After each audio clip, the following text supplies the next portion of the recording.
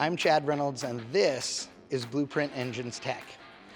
So very often we get questions about break-in procedure on Blueprint crate engines. Now there are two ways you can buy a Blueprint engine. You can buy complete engines like this with various levels of dress, or you can buy short blocks. We're going to talk about complete engines to begin with.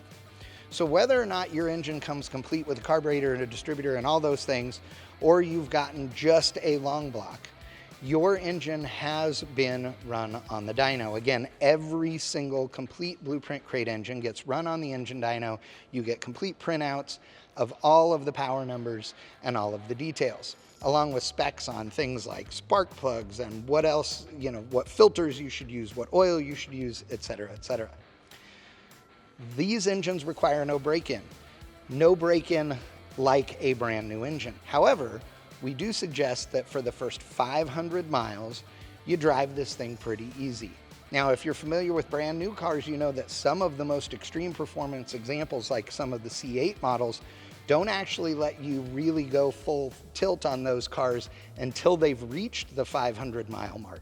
The ECU knows the mileage, and it just won't let you absolutely go hardcore on this thing until it's reached that 500 mile mark.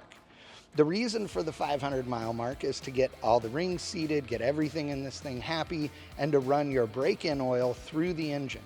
At the end of the 500 miles, you're going to do an oil and filter change, put in your oil that you're going to run all the time, and at that point, your engine is ready to party. So you can do burnouts, you can go drag racing with it, you can do whatever it is you want to do after that 500 mile period. So again, your engine has had the break-in done on the dyno and done all the testing. We know it doesn't leak, we know it makes all the power numbers, all those things.